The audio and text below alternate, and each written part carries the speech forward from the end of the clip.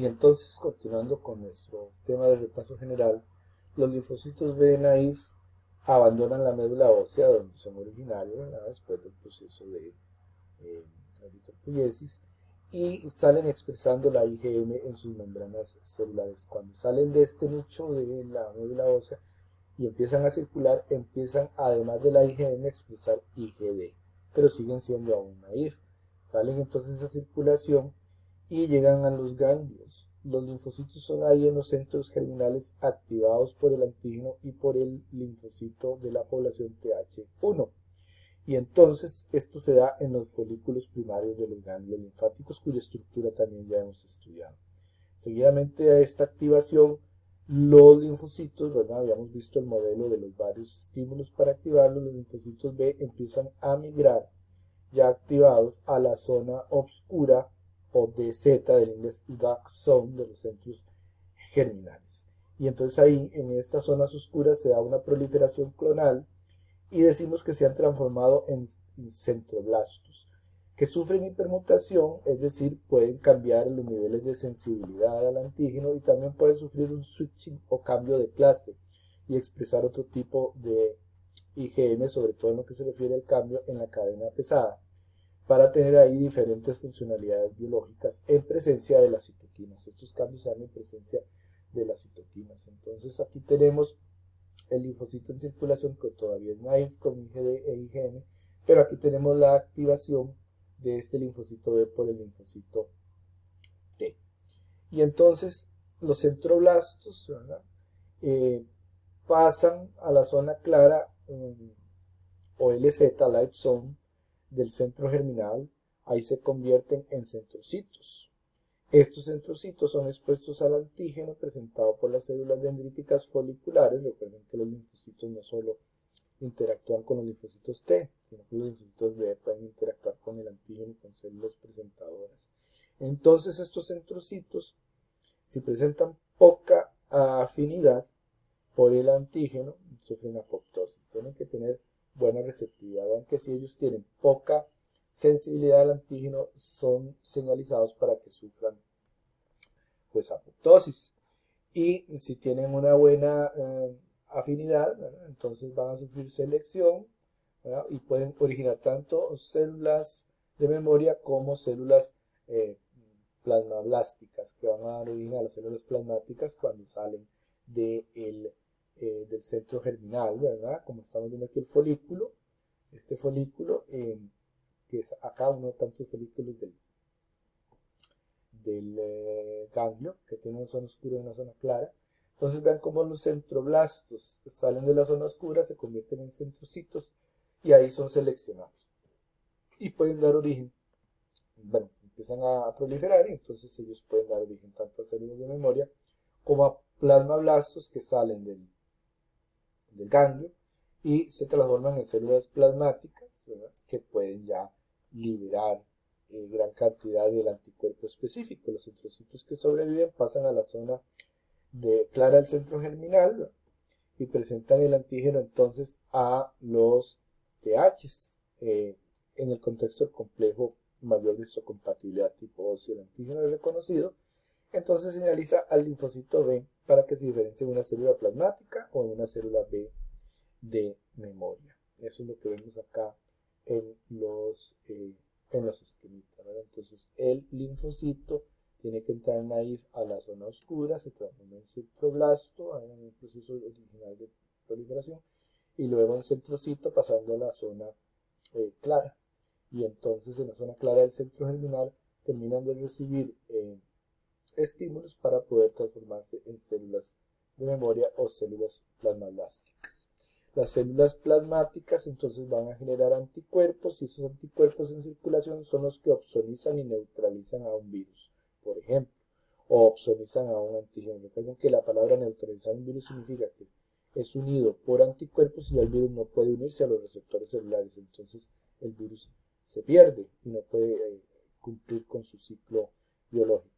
Los fagocitos digieren a los antígenos y a los patógenos que están opsonizados. Mucha de esa opsonización puede deberse a los anticuerpos o podría ser opsonización por el complejo, el sistema de complemento. y entonces este patógeno opsonizado es atacado ya tanto por mecanismos innatos como por mecanismos adaptativos y es finalmente eliminado. Y aquí acaba la respuesta inmune con la remoción de la amenaza. Entonces vemos acá todas estas facetas del sistema inmune interactuando, ¿verdad? Tanto desde el inicio de la respuesta inmune innata hasta que la respuesta adaptativa termina limpiando. Recuerden que los anticuerpos limpian los antígenos y los patógenos que están extracelularmente, mientras que la respuesta celular por citotoxicidad elimina las células infectadas con organismos que han penetrado en esas células, que son intracelulares. Pero entonces está concatenada la respuesta innata como la adaptativa, y el sistema de complemento también es otro cuento.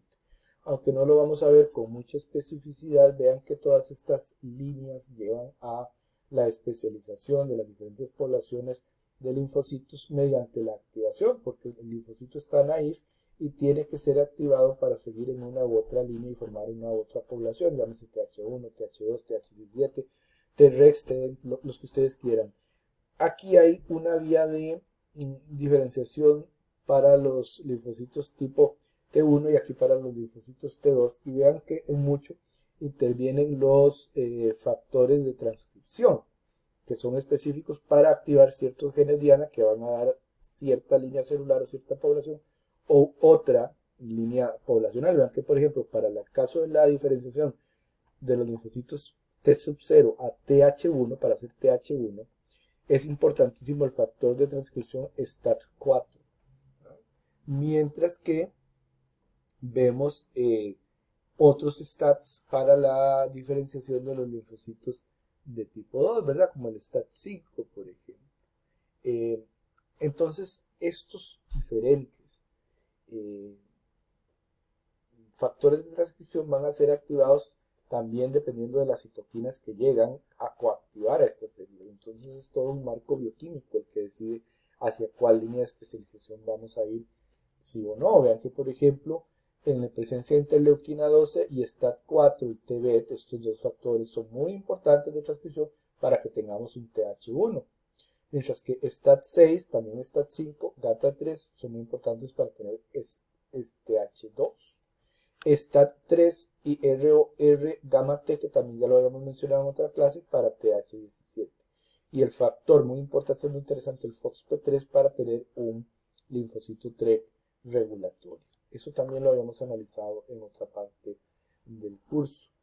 En todo el curso hemos hablado de cómo se activan y coactivan los linfocitos T y B, y que los linfocitos T tienen TCRs y los linfocitos B tienen BCRs. Y aunque esto es un tema más de biología celular o de inmunología celular, pues es importante e interesante ver cómo, por ejemplo, en el caso de la activación del linfocito T, porque el TCR se le presenta un antígeno en el contexto del complejo mayor de histocompatibilidad, vean que entonces esto lleva a una serie de señalizaciones celulares complejísimas. Y hay muchas cosas que pasan. Desde la entrada de calcio, por los canales de calcio que se abren, que van a activar a la calmodulina, también sale calcio del retículo endoplásmico, perdón, el retículo sarcoplásmico, el retículo endoplásmico también, ¿verdad? Que es un tipo especial de retículo. Y entonces la calmodulina va a actuar sobre la calcineurina, que va a activar al factor de transcripción NFAT que entra al núcleo. También tenemos otras vías muy importantes y conocidas, por ejemplo la vía de la PLC gamma, que va a terminar formando diacilglicerol e inositol 3-fosfato, que también participa en la estimulación de la salida de calcio del retículo endoplásmico y todas las respuestas que van a la activación de NFAT y de CREP. También tenemos la vía por medio de GRB2, que es muy conocida, que va a activar a RAS, RAF, MEC, ERK, que es una vía maquinasa muy importante, y por medio del factor de transcripción FOS va a activar genes porque FOS entra al nucleoplasma. Y así, vean que por aquí tenemos mucho, por ejemplo, la vía del IKB, que se va a ir a activar al IKB para que entre el NF-κB, el factor nuclear KB, muy importante. Y entonces todos estos factores de transcripción, ¿qué van a hacer?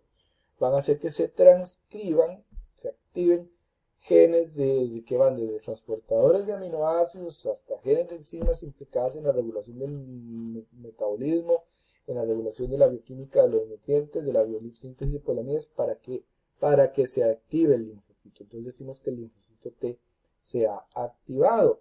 Lo mismo ocurre cuando se activa al BCR, en este caso un linfocito B. El BCR está activado por el antígeno. Entonces se despiertan un sinnúmero, un marasmo de vías bioquímicas de transducción de señales. Muchas son parecidas a las que vemos en el linfocito T, pero al final la respuesta de cada célula va a ser distinta por la activación de los tipos de genes blanco que se activan. Entonces, por ejemplo, vean que aquí tenemos la vía famosa, ¿verdad?, que involucra BAM, SOS, ¿verdad? Esa vía la tenemos acá. Tenemos RAS, RAF, MEC, ERK, y ERK va a activar a factores de transcripción ya en el núcleo, ¿verdad? OSL, EGR, qué sé yo. Tenemos también la vía de la proteína quinasa C, o la PKC, muy famosa, que activa a JNK y activa la vía del P38. El P38 también activado va a entrar. Normalmente esas expresiones son por fosforilaciones. Va a activar aunque no únicamente, van a entrar al nucleoplasma y van a activar factores de transcripción como CREP, que es muy importante en la regulación metabólica, ATF, YUM y otras más. Por aquí tenemos también respuesta del calcio. Entonces, ¿cómo entra el calcio? Y por medio del receptor IPR3 también va a salir calcio del retículo sarcoplásmico, del retículo endoplásmico. Porque ese tipo de retículo sarcoplásmico, usamos la palabra sarcoplásmico más para tejido muscular, bueno, entonces sale el calcio ahí. Y se va a activar la vía de la AKT, por ejemplo, la vía de la PKC. Todas esas vías son muy importantes. Vean que el calcio también va a activar de nuevo a la calmodulina, que activa la calcineurina, que entonces va a activar al factor mFAT, como en el otro linfocito T que vimos, que va a entrar en el núcleo. Entonces, ¿qué va a ocurrir? Se van a activar todos estos factores de transcripción que van a activar la transcripción de genes, que van a hacer que el linfocito B se active, que el linfocito B se transforme, se madure en una célula plasmática, que hayan reacomodos en su DNA, que pueda generar cadenas de anticuerpos contra este antígeno que inicialmente lo activó. Y en el caso de de otros procesos puede ocurrir más bien que la regulación vaya hacia que el linfocito B sufra arresto o apoptosis si es que debiese morir. Entonces la respuesta va a depender de qué factores de transcripción se activan, y esos factores de transcripción activos también van a responder a la detección de ciertas citoquinas en el medio ambiente. Cuando ocurre la respuesta celular y ya termina, se van a generar, digamos, durante la respuesta celular, linfocitos B de memoria a corto plazo y de memoria a largo plazo y células plasmáticas. Los linfocitos B, las células plasmáticas, que son linfocitos B de larga vida, van entonces algunos de ellos a entrar en la médula ósea, a buscar algunos nichos ahí y pueden permanecer por años. Esa es la respuesta inmune que se tiene por años. Algunas vacunas son muy buenas en generar esta respuesta inmune casi que de por vida. Les decía en alguna clase que ocurría que en el caso de los niños durante el primer año de vida, el niño no tiene tanta disponibilidad de nichos para las células de larga vida, las células plasmáticas de larga vida en su médula ósea, y por eso hay que estarles reforzando las dosis de ciertas vacunas, ¿verdad? Porque ya después del primer año de vida comienzan a existir más de estos nichos, y entonces la vacunación pues puede tomar puede ser mucho más ventajosa todavía. Entonces, así vimos cómo interactúa todo este sistema maravilloso inmune evolucionado para que el cuerpo reconozca miles de diferentes potenciales antígenos que representen alguna amenaza, monten una reacción a ellos y el organismo pueda sobrevivir. Un ejemplo más de las maravillas de la evolución a nivel bioquímico, celular y molecular. Muchas gracias por su atención.